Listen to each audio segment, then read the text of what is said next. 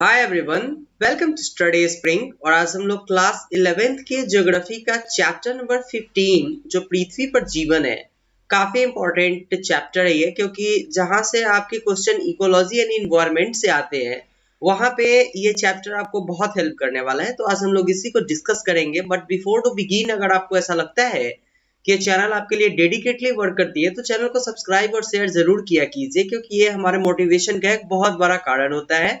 इसके साथ ही आप प्रीवियस सारे क्लासेस के वीडियो जो 6 टू 11 तक के आपके क्लासेस चल रहे हैं ज्योग्राफी के, वो सारे को सीरियल वे में कवर कीजिए। बहुत हेल्प करेगा आपको बेसिक चीजों को जानने में और खुद से बुक को पढ़ने में कि किस चीज को हमें छोड़ना है और किस चीज को हमें पढ़ना है। तो आइए चैप्टर की तरफ चलते हैं। सबसे पहले अगर हम लोग देखें तो हम लोगों ने जितने भी मंडल है, चाहे वो स्थल मंडल हो, जल मंडल हो या वायुमंडल हो, सभी के बारे में थोड़ा थोड़ा बातें हम लोगों ने थोड़ी बातों को हम लोगों ने डिस्कस किया है। लेकिन अगर आप देखिएगा तो पृथ्वी पर रहने वाले सभी जीवधारी जो मिलकर के जैव मंडल का निर्माण करते हैं, इसमें सारी की भूमिका होती है। इसमें स्थल मंडल की भी भूमिका होती है, जल मंडल की भी भूमिका होती है और वायुमंडल की भी भूमिका होती है। और आज इसी सारी चीजों को हम लोग डिस्कस करेंगे। तो अगर सबसे पहले हम लोग इस पर आएंगे तो जैव मंडल में सभी पौधे, जंतु और प्राणी जो होते हैं और उनके चारों तरफ के जो पर्यावरण होते हैं, उस सारे में पारस्परिक अंतर संबंध होता है। अगर आप देखें तो एक जो सील है, अगर आप सील को देखते हैं, सील मछली को खाता है, ठीक है, सील मछली को खाता है। ठीक उसी तरीके से अगर आप देखें तो बकरी को अगर आप देखते हैं तो बकरी को मनुष्य भी खाते हैं और मनुष्य के साथ साथ जो है इसको बाघ भी खाता है। तो यहाँ पर अगर आप देखिएगा तो हर एक चीज एक दूसरे पे डिपेंडेंट होके रह गया हुआ है, सारे में अंतर संबंध होते हुए चला गया हुआ है। और ये जो बकरी है ये घास को भी खाती है। तो इस कारण से अगर आप देखिएगा तो जितने भी पौधे, जंतु और प्राणी हैं, सारे लोग का कनेक्शन एक दूसरे के बीच में है। जैसे कि इसी बकरी को बाघ भी खाता है, इसी बकरी को मनुष्य भी खाते हैं, और ये बकरी जो है वो घास को भी खाती है और पेड़ पौधे को भी खाती है। तो अंतर संबंध एक दूसरे में है कि नहीं, यहाँ तक की बातें क्लियर है। इसके बाद अगर हम लोग जरा सा और इसके ऊपर इकोलॉजी के ऊपर डिस्कस करेंगे। इकोलॉजी का हिंदी होता है परिस्थितिकी, और ये अपने नाम से बहुत सारी चीजों को क्लियर कर देता है कि पर्यावरण जैविक व अजैविक तत्वों का मेल होता है। इसमें कहीं कोई शक नहीं है। आप अगर देखिएगा तो जैविक चीजें भी पर्यावरण में उपस्थित है और अजैविक चीजें भी पर्यावरण में उपस्थित है, और सारे को मिला करके अगर देखिएगा तभी एक पर्यावरण का निर्माण हो सकता है। और यह जानना अत्यंत रोचक है कि संतुलन के लिए विभिन्न जीवधारियों का होना और बने रहना अति आवश्यक क्यों है ये बात आप भी जान रहे हैं। अगर अगर आप जीवधारी की बात करेंगे, अगर बाघ नहीं होगा तो एक मनुष्य बहुत ज्यादा बकरी को नहीं खा सकता है। अगर बाघ नहीं होगा तो हिरन को बहुत कम जानवर खा पाएंगे और उनकी जनसंख्या बढ़ेगी। फिर अगर आप देखिएगा तो बैलेंस जो नेचर है वो नहीं हो पाएगा। ठीक उसी तरीके से हमारे यहाँ एक नील गाय की प्रॉब्लम होती है। एक नील गाय होती है जो बहुत ज्यादा जो है वो अपने खाने के लिए फसल को बर्बाद करती है। ठीक है, अपने खाने के लिए फसल को बर्बाद करती है। तो अगर नील गायों की संख्या बहुत ज्यादा हो जाती है तो नेचर अनबैलेंस होना स्टार्ट होता है। यही चीज आपको बताया गया और इसी को हम लोग बहुत डिटेल पढ़ने वाले हैं यहाँ पर। अगर आप देखें तो पारिस्थितिक प्रमुख रूप से जीवधारियों के जन्म, विकास, वितरण, प्रवृत्ति और उनके प्रतिकूल अवस्था में भी जीवित रहने से संबंधित है। ये चीज पारिस्थितिकी आपको बताएगी। अगर पारिस्थितिकी के ऊपर अगर आप डिस्कस कीजिएगा तो पारिस्थितिकी आपको ये चीज बताएगी कि कैसा इन्वायरमेंट होगा, कि वहां पे एक जंतु जीव के उत्पन्न उसके जो है वो जन्म का कारण वो बनता है। जैसे कि जिस जगह पे ज्यादा वर्षा होती है उस जगह पे अगर आप देखिएगा तो विभिन्न तरीके के आपको जीव जंतु देखने को मिल जाएंगे। तो क्या वहां का अगर आप एक चीज देखें तो अगर आप ध्रुव की तरफ जाएंगे, अगर आप ध्रुव की तरफ जाएंगे तो आपको ध्रुवीय भालू देखने को मिलेंगे। ये ध्रुवीय भालू होते हैं। तो ध्रुवीय भालू की उपस्थिति के लिए जो परिस्थिति है वो आपको परिस्थितिकी में देखने को मिल जाएगा। यही सारी चीजें हमें परिस्थितिकी बताती है। और इसके साथ ही अगर आप देखिएगा तो किसी विशेष क्षेत्र में किसी विशेष समूह के जीवधारियों की भूमि, जल अथवा वायु में ऐसे अंतर संबंध जिससे ऊर्जा प्रवाह व पोषण श्रृंखला स्पष्ट रूप से समायोजित होती है, उसको हम लोग पारिस्थितिकी तंत्र बोलते हैं, जिसको इकोलॉजिकल सिस्टम कहा जाता है। अगर आप देखिएगा तो एक ध्रुवीय भालू जो ध्रुव की तरफ रहता है और वो वहां पे मछली खाता है, वहां पे मछली खाता है, और क्योंकि यहाँ पे इसको मधुमक्खी तो देखने को मिलेगी नहीं, तो मधुमक्खी अगर इसको नहीं मिलेगी तो यहाँ पे ये जो है वो मध तो नहीं खाएगा, हनी तो नहीं खाएगा, तो वहां पर ये मछली को खाएगा।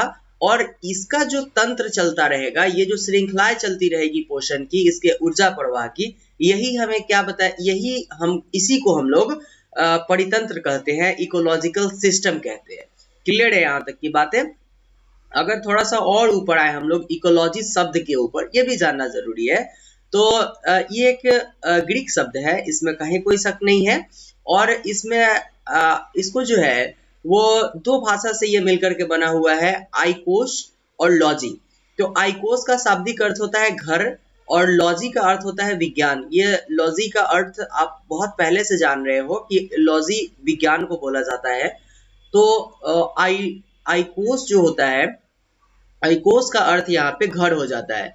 तो किसी भी मनुष्य, जीव जंतु या फिर जो भी सूक्ष्म जीव है, उन सारे के घरों का अध्ययन अगर आप कर रहे हैं, ठीक है, तो वो अपने आप में इकोलॉजी है। यही चीज आपको बहुत बेसिक तरीके से बताने की कोशिश की गई है यहाँ पर। इसके बाद अगर हम लोग परितंत्र की बात करेंगे तो परितंत्र मुख्यतः दो तरीके के होते हैं। पहला जो होता है वो स्थलीय होता है, और दूसरा जो होता है वो जलीय होता है। तो स्थलीय जो परितंत्र होते हैं उसको हम लोग वायुओं में विभक्त कर देते हैं, और इसी वायुओं को हम लोग बहुत डीपली पढ़ने वाले हैं यहाँ पर कि आखिर वायुओं होता क्या है।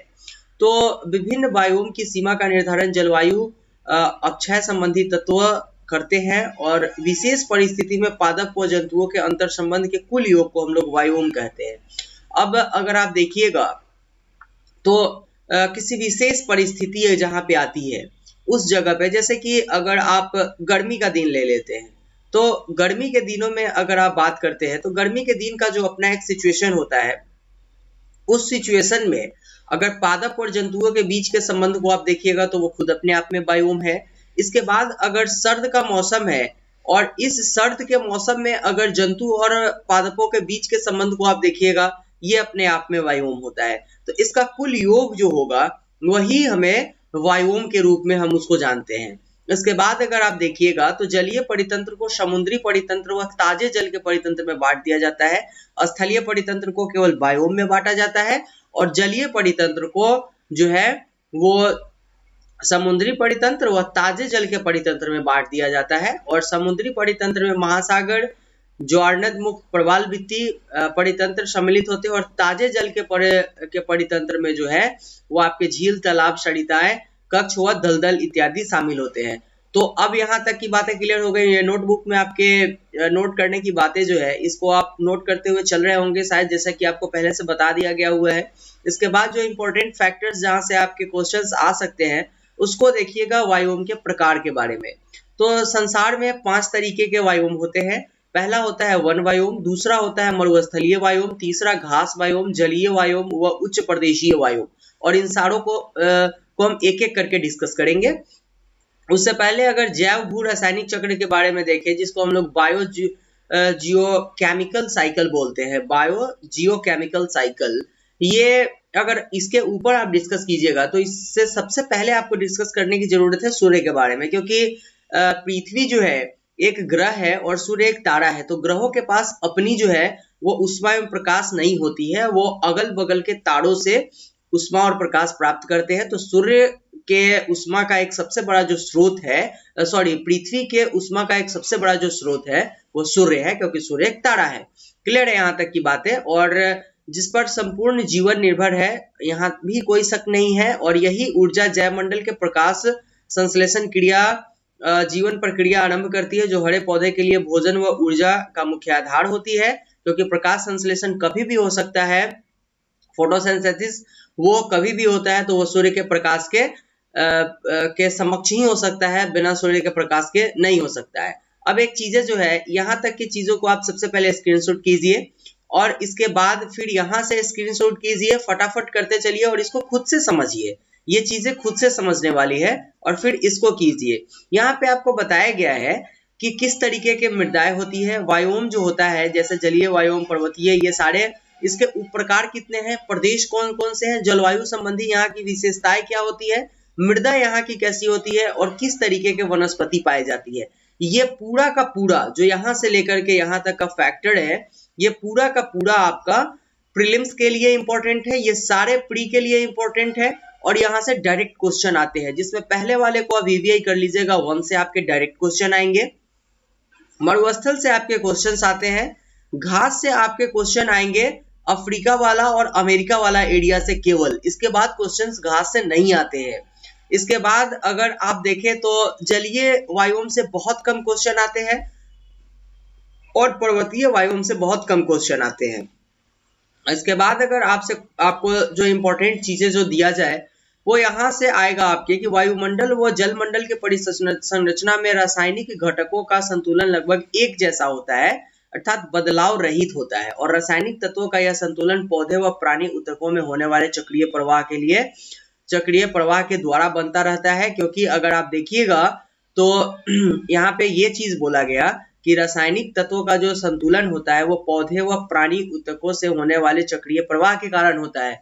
अगर आप देखिएगा तो मनुष्य जो है वो नाइट्रोजन भी अपने क्या करता है कि श्वसन में लेता है, अपने श्वसन में नाइट्रोजन को भी लेता है, लेकिन उसके जो शरीर है वो नाइट्रोजन को डायरेक्टली पचा नहीं सकता है, इसलिए वो सांस छोड़ते वक्त नाइट्रोजन को बाहर कर देता है। लेकिन सेम चीज अगर आप पौधे के रूप में आइएगा, पौधे के लिए, तो ये नाइट्रोजन का सबसे ज्यादा प्रयोग करते हैं और यहाँ से नाइट्रोजन का जो है वो क्या होता है तो संतुलन बना रहता है। तो इसलिए हर एक जो रासायनिक क्रियाएं होती है उसका संतुलन मनुष्य और पौधे दोनों के जो है वो क्रियाओं के द्वारा ही ये संतुलन बने हुए रहते हैं, यही बताने की कोशिश की गई थी यहाँ पे आपको। इसके बाद अगर देखिएगा तो जैव मंडल में जीवधारी व पर्यावरण के बीच ये रासायनिक तत्वों का चक्रीय प्रवाह जैव भू रासायनिक चक्र मतलब बायो जियोकेमिकल साइकिल कहलाते हैं। और बायो का अर्थ होता है जीव और जियो का अर्थ पृथ्वी पर उपस्थित चट्टानें और वायु जल से होता है, तो यही आपका हो जाएगा बायो जियोकेमिकल, जिसको आपको यहाँ पे बताया गया हुआ था। अब अगर देखें आप तो एक गैसीय और दूसरा तलछटीय चक्र, गैसीय चक्र में पदार्थ का मुख्य भंडार स्रोत भंडारण व महासागर होता है। ये चीज आपको यहाँ पे इसलिए बताने की कोशिश की गई हुई है कि जैव भू रासायनिक चक्र जो होते हैं बायो जियोकेमिकल साइकिल, ये दो तरीके के होते हैं। पहला जो होता है वो होता है गैसीय साइकिल और दूसरा जो होता है वो तलछटीय साइकिल होता है। तो गैसीय साइकिल वाले की तो बात आप जान रहे हैं कि कैसे नाइट्रोजन, ऑक्सीजन, ऑर्गन, सारे चीजों का, कार्बन डाइऑक्साइड, इन सारे चीजों का एक जो संतुलन है वो कैसे बना हुआ रहता है और इसमें पौधे और जीव जंतु अपनी भूमिका निभाते हैं। लेकिन तलछटीय चक्र जो होता है ये यहाँ पर आपको बताया गया कि ये भंडारण स्रोत और वायुमंडल और महासागर के लिए ये के द्वारा इसको संतुलित किया जाता है। जल चक्र के ऊपर अगर आएंगे तो जल की बात अगर करें तो आज के समय का सबसे महंगा चीज होना अगर चाहिए तो वो जल होना चाहिए। और सभी जीवधारी और स्थल मंडल में प्रेजेंट जितने भी आपके जो सजीव है वो कहीं ना कहीं से जल के ऊपर डिपेंडेंट है, उनको जल की आवश्यकता होती है। तो ये चीजें हैं। और जल की अगर बात करें तो ये तरल, ठोस और गैस तीनों अवस्थाएं में पाई जाती है। ये चीज आपको क्लास 6, 7, 8, 9 और 10th के साथ साथ 11th में भी पढ़ाने की कोशिश की गई है। आप इसको बार बार रिवाइज कीजिए, अगर नहीं कर रहे हैं तो फिर आप एक बहुत इंपॉर्टेंट चीज को छोड़ रहे हैं जो आपके प्रिपरेशन को और उच्च लेवल पर लेकर के जाने वाला है। कार्बन चक्र की अगर बात करेंगे आप तो सभी जीवधारियों में कार्बन पाया जाता है, इसमें कहीं कोई शक नहीं है। हम में भी कार्बन है, आप में भी कार्बन है, लेकिन उसका एक लिमिट है, वो अपने लिमिट सोर्सेस के कारण चलता हुआ आ रहा है। और जैव मंडल में असंख्य कार्बनिक यौगिक के रूप में जीवों में विद्यमान होती है कार्बन डाइऑक्साइड। और कार्बन डाइऑक्साइड का जो चक्रण होता है वो प्रकाश संश्लेषण क्रिया के द्वारा जो है वो आपके नॉर्मल होते चले जाते हैं। और कार्बोहाइड्रेट्स इस अगर और हम लोग देखें इसके ऊपर तो पौधे में जो परिवर्तन होता है प्रकाश संश्लेषण प्रक्रिया के द्वारा कार्बन डाइऑक्साइड में यौगीकरण द्वारा प्रारंभ होता है और इस प्रक्रिया से कार्बोहाइड्रेट्स का ग्लूकोज में बनना पौधे के प्रकाश संश्लेषण की एक बहुत अहम क्रिया होती है जो कार्बनिक यौगिक जैसे कि स्टार्च, सेलुलोज, सुक्रोज के रूप में पौधे में संचित हो जाता है और ये उनके भोजन का एक अहम भाग होता है। क्लियर है यहाँ तक की बातें। इसके बाद अगर हम लोग देखेंगे तो शाकाहारी उपभोग किए गए कार्बोहाइड्रेट्स को कार्बन डाइऑक्साइड में परिवर्तित करते हैं और श्वसन क्रिया के द्वारा वायुमंडल में छोड़ देते हैं। ये चीजें आपके क्लियर कर की गई हुई है कि शाकाहारी उपभोग किए गए कार्बोहाइड्रेट्स को कार्बन डाइऑक्साइड में परिवर्तित करते हैं। ये आपके प्री के फैक्टर्स है, इसको आप प्री में जोड़ लीजिएगा। अगर ऑक्सीजन चक्र की बात करें तो बहुत अच्छे तरीके से आप जानते हैं कि प्रकाश संश्लेषण क्रिया का एक प्रमुख परिणाम जो होता है वो ऑक्सीजन का बनना होता है और प्रकाश संश्लेषण में जो पौधे होते हैं वो कार्बन डाइऑक्साइड को लेते हैं और ऑक्सीजन को छोड़ते हैं और यही ऑक्सीजन के निर्माण का एक अहम कारण होता है। और इसमें कुछ ऐसे पौधे होते हैं जो दिन और रात बिना सूर्य की उपस्थिति के ऑक्सीजन रिलीज करते हैं। उसमें आपके तुलसी के पौधे हैं और दूसरा जो है वो आपके पीपल के पौधे हैं। ये बिना सूर्य के प्रकाश के ऑक्सीजन को रिलीज करते हैं, इस कारण से भी इनकी पूजा की जाती है।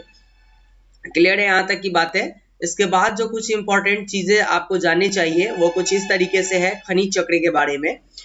तो जैव मंडल में जो है वो भू रासायनिक तत्व कार्बन, ऑक्सीजन, नाइट्रोजन और हाइड्रोजन के अतिरिक्त पौधे व प्राणी जीवन के लिए अत्यधिक महत्व के बहुत से अन्य खनिज भी मिलते हैं।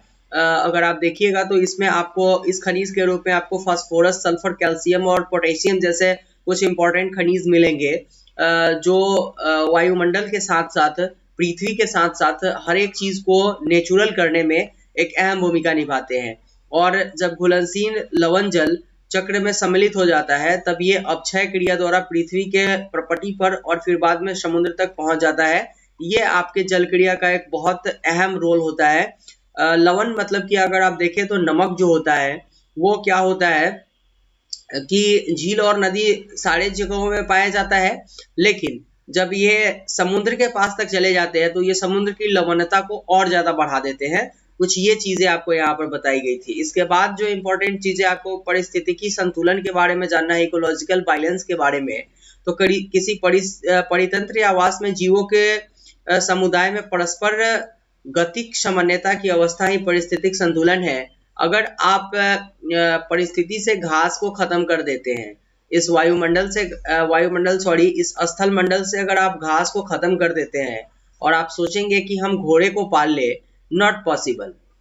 तो इसलिए अगर परिस्थितिकी के बारे में आपको जानना है, परिस्थितिकी को अगर संतुलन करना है, इकोलॉजिकल बैलेंस अगर करना है, तो इसके लिए जो परिस्थितिकी है उसको नेचुरली बैलेंस करने की बहुत ज्यादा जरूरत है और यही नेचुरल बैलेंस जो होता है वो आपका परिस्थितिकी संतुलन कहलाता है, इकोलॉजिकल बैलेंस कहलाता है। और यह तभी संभव होता है जब जीवधारियों की विविधता अपेक्षाकृत अस्थायी हो, न कि अस्थायी हो जाए। क्लियर है। और इसके बाद अगर परिस्थितिकी संतुलन के कारण को देखें तो नई प्रजातियों का आगमन, प्राकृतिक विपदाएं और मानव जनित कारण भी परिस्थितिकी असंतुलन की एक अहम भूमिका होती है, क्योंकि नई प्रजातियों का जब आगमन होता है तो जैसे अभी एक कड़कनाथ नाम का जो मुर्गा है ये बहुत महंगा बिकता है। ये 700 रुपीज पर केजी का बिकता है, ये पर पीस का बिकता है। कुछ समय पहले इस पे ध्यान नहीं दिया गया हुआ था और अभी कुक्कुट पालन और मुर्गी पालन के ऊपर जब ध्यान दिया गया तो इस मुर्गे का सप्लाई और इसके प्रजनन के रेशियो को बढ़ाया गया। इससे पहले ये जो है वो विलुप्त होती प्रजाति दिखाई दे रही थी, क्योंकि नए प्रजाति के कारण ये चीजें आपको कम देखने को मिल रही थी। तो नए प्रजातियों के आगमन के कारण पुरानी चीजें जो है वो आपको कम देखने को मिलेगी। प्राकृतिक विपदाएं जैसे कि भूकंप, बाढ़ वगैरह आते हैं वो भी इसको हानि पहुंचाते हैं। और मानव जनित कारक की तो बात ही छोड़ दीजिए आप, ये इनके असंतुलन में अपनी अहम भूमिका सब दिन से निभा रहे हैं और आज भी इसको सही करने की जरूरत है। अदरवाइज ऐसा होगा कि कुछ चीजें हमारे यहाँ से गायब हो रही है और कुछ ऐसी इंपॉर्टेंट चीजें गायब हो जाएंगे जिसका हम कभी कल्पना नहीं कर सकते हैं। तो ये चीजें इंपॉर्टेंट है, ये आपको बताने की कोशिश की गई थी चैप्टर नंबर आपके 15 से। काफी इंपॉर्टेंट है ये चैप्टर आपके लिए, क्योंकि यहाँ पर आपने पृथ्वी पर जीवन को देखा और इकोलॉजी के बारे में आपने जाना जो इम्पोर्टेंट है आपके लिए। तो ये था आज के वीडियो के लिए, लेकिन अगर आपको ऐसा लगता है कि चैनल आपके लिए डेडिकेटली वर्क करती है तो चैनल को प्लीज सब्सक्राइब और शेयर कीजिए, क्योंकि आज इस चैनल को आपके सपोर्ट की जरूरत है और आपके सपोर्ट से हम और बड़े फैमिली का निर्माण करेंगे जो आपके एग्जामिनेशन के साथ साथ आपके लाइफ को भी चेंज करने में अहम भूमिका निभाएगी। तो मिलते हैं नेक्स्ट वीडियो में, तब तक के लिए thank you and good bye.